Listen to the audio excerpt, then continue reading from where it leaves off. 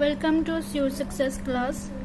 Our today's writer is Salman Rushdie, जो कि एक ब्रिटिश इंडियन नॉवलिस्ट थे। इनका जन्म हुआ 19 जून 1947 को इन मुंबई, इंडिया में। नेशनैलिटी इनकी ब्रिटिश इंडियन दोनों ही थे। फैमिली के बारे में बात करते हैं। He was married to, first marriage इनकी क्लैरिसा लॉर्ड से हुई 1976 से लेके 1987 तक इनकी मैरिज रही। सेकंड मैरिज एलिजाबेथ वेस्ट से हुई 1997 में और 2004 तक रही। थर्ड मैरिज इनकी मैरियन वेजिन से हुई 1988 से लेके 1993 तक। ये मैरिज भी अनसक्सेसफुल हुई तो इनकी मुलाकात पद्मन लक्ष्मी से हुई, जो कि एक अमेरिकन मॉडल है। इनकी मैरिज हुई 2004 से लेके 2007। ये मैरिज भी इनकी अनसक्सेसफुल रही।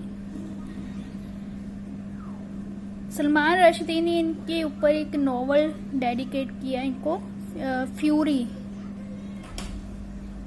इनके फादर का नेम था Anis Ahmad Rushdie and mother Negin Bhatt. Children थे इनके, 2 चिल्ड्रन थे, मिलन रश्दी एंड जफर रश्दी। देन इनके childhood and early life discuss करते हैं। Ahmad Salman Rushdie was born on 19 जून 1947। 1947 में हमारा देश जो था आज़ाद हुआ था, इसलिए इनके बर्थ ईयर को याद करना कोई मुश्किल नहीं है।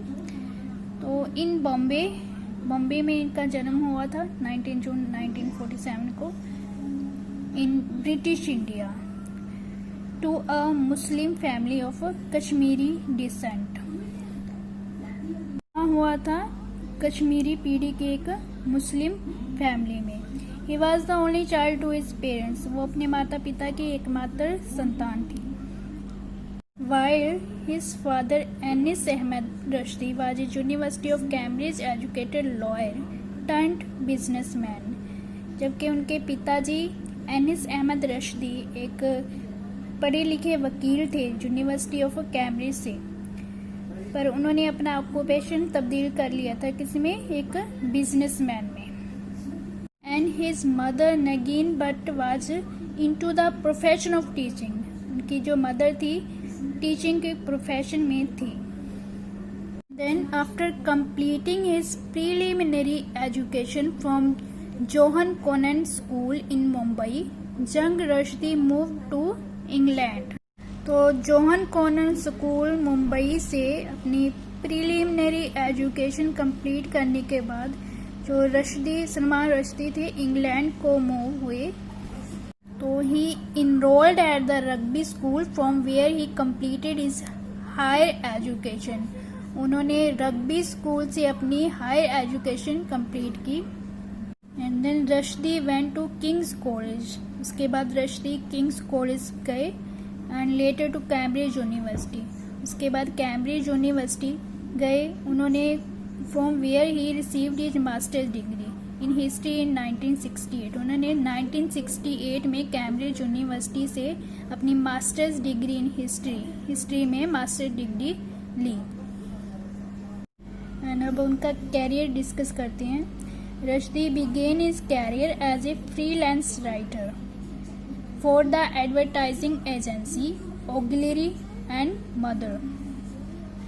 रश्दी ने अपना जो करियर है वो फ्रीलांस राइटर के तौर पे शुरू किया। फ्रीलांस राइटर वो होते हैं जो अपनी सेवाएं, अपनी राइटिंग्स किसी कंपनी, किसी एजेंसी के लिए बेचते हैं, सेल करते हैं। एडवर्टाइजिंग एजेंसी का नेम था Ogilvy and Mather. Working as a copy writer के तौर पे उन्होंने काम शुरू किया। He wrote ads and came up with taglines for various companies. उन्होंने कई एड्स लिखे, came up with taglines होती हैं स्लोगन्स, उन्होंने अपने स्लोगन्स भी लिखे कई कंपनीज के साथ। And in 1975, with the release of the part science fiction tale Grimace, Rushdie plunged into full writing. तो उन्होंने 1975 में उनका जो पार्ट साइंस फिक्शन टेल है ग्रीमस, उसकी राइटिंग शुरू की उन्होंने।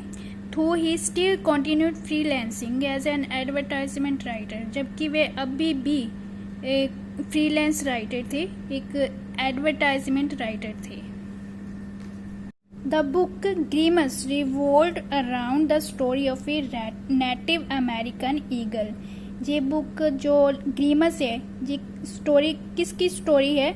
नेटिव अमेरिकन ईगल की एक स्टोरी है, जो which voices to find out the true meaning of life, जो अपनी लाइफ का सही अर्थ जानने के लिए वॉइसेस करती है, जहाँ जो जर्नीज करती है। It failed to impress both the public and literary critics. ये जो बुक है ना ही वो पब्लिक को इम्प्रेस कर सकी और ना ही लिटरेरी क्रिटिक्स को। And then his second book Midnight Children which released in 1981। उनकी सेकंड बुक, दूसरी बुक थी मिडनाइट चिल्ड्रन, जो कि एक उनका फेमस नॉवल था। ये पब्लिश हुआ था 1981 को। Brought instant fame and recognition to him, इसने तुरंत ही उनको फेम दिलाया, फेम प्रसिद्धि दिलाई, एंड रिकॉग्निशन टू हिम, और उनकी पहचान को इस्टेब्लिश किया। अब ये मिडनाइट चिल्ड्रन जो है ये उनका मास्टरपीस है। इससे क्वेश्चन बनते हैं, इसलिए इसको इसकी समरी, इस नॉवल की समरी को, कैरेक्टर्स को पढ़ लीजिएगा। Midnight Children highlighted the life of a child born at the stroke of midnight as India gained its independence. Midnight Children एक ऐसे बच्चे की स्टोरी को, एक ऐसे बच्चे की लाइफ को हाईलाइट करता है जो कि मिडनाइट, आधी रात को जन्म लिया, जिसने जब कि हमारा देश इंडिया को इंडिपेंडेंस मिली, इंडिया को आज़ादी मिली। It focused on the characters of Saleem Sinai and the special powers that he seems to be endowed with। इस नॉवल में सलीम सिन्हाई के कैरेक्टर को फोकस किया है और उसकी स्पेशल पावर्स जो थी उसमें उनके बारे में बात की है। Then after the success of Midnight Children, he released his next work titled Shame। Midnight Children की सक्सेस के बाद उन्होंने अपना एक नेक्स्ट वर्क, अगला वर्क क्या लिखा? शेम। शेम भी उनका नॉवल था। The book illustrated the political unrest faced by Pakistan. ये बुक पॉलिटिकल अनरेस्ट, पॉलिटिकल उतार चढ़ाव जो पाकिस्तान के द्वारा फेस किए गए उनके ऊपर बेस्ड है। Two of his characters Drew inspiration from Pakistani political leaders. जो दो इस नॉवल के कैरेक्टर थे वो पाकिस्तानी पॉलिटिकल लीडर्स के से इंस्पायर होकर उन्होंने लिए। उनका नेम क्या था? एक तो जुल्फिकार अली भुट्टो थे और दूसरे जनरल मोहम्मद जियाउल हक थे। And next his work was the joggers smile in 1987। उनका अगला वर्क क्या था? The joggers smile. ये कब पब्लिश हुआ? 1987 में। It was the first attempt at non fiction. ये नॉन फिक्शन, जैसे कि नॉन फिक्शन में प्रोस आ जाते हैं, तो इसमें उन्होंने उनकी फर्स्ट अटेम्प्ट थी, पहली कोशिश थी। द सैतानिक वर्सेस इन 1988, ये उनका एक और मास्टरपीस था, बहुत ही फेमस है। Was the most controversial work of Rushdie. As a controversial work of Rushdie ये इनका नॉवल था, 1988 में पब्लिश हुआ था जी। The book was banned in 12 countries. ये बुक को बैन कर दिया गया था 12 कंट्रीज में। कौन कौन सी? India, Bangladesh, Sudan, South Africa, Sri Lanka, Kenya, Thailand, Tanzania, Indonesia, Singapore, Venezuela and Pakistan.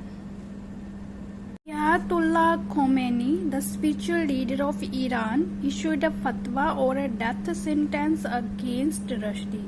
Ayatollah Khomeini वो स्पिरिचुअल लीडर थे ईरान के, उन्होंने ही फतवा इशू किया था सलमान रश्दी के ऊपर। फतवा मीन्स अ डेथ सेंटेंस। जी प्रॉफिट थे ईरान की Ayatollah Khomeini. Copies of the satanic verses were burnt all over the globe as Muslims condemned the book for insulting their sentiments, faith, religion and profit.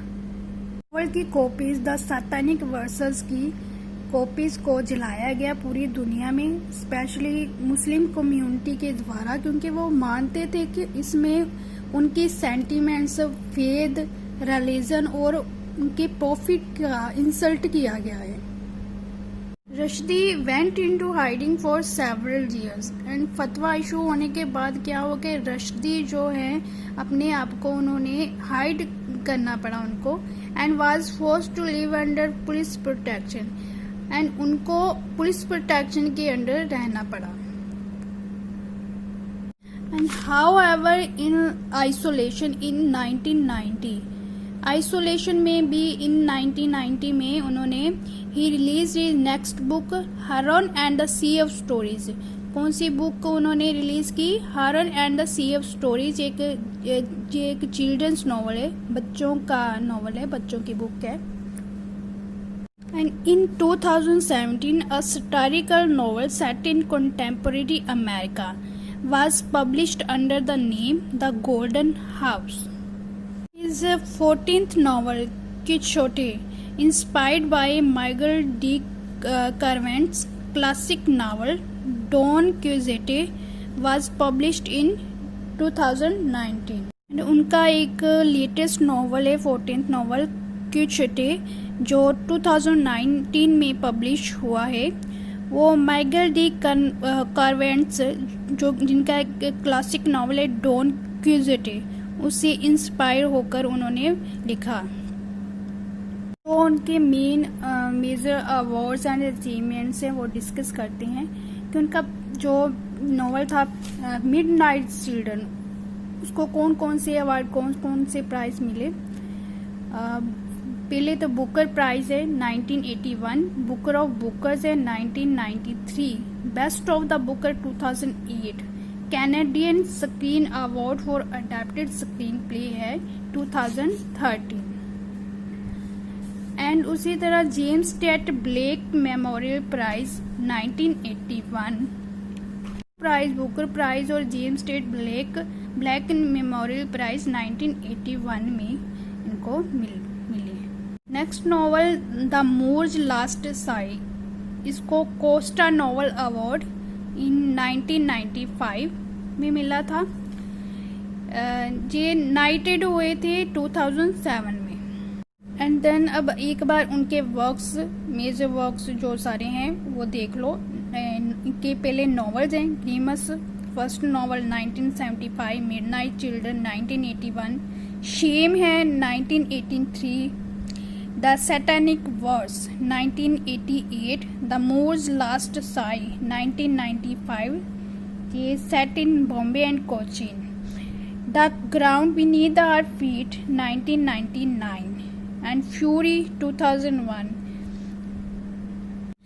And इनमें जो question बनते हैं वो only उनके मास्टर पीसेस में बनते हैं, यानी कि अनइम्पोर्टेंट जो है नॉवेल्स वर्क्स उनसे क्वेश्चन बनते हैं, उनके मास्टर पीसेस हमें याद करने हैं।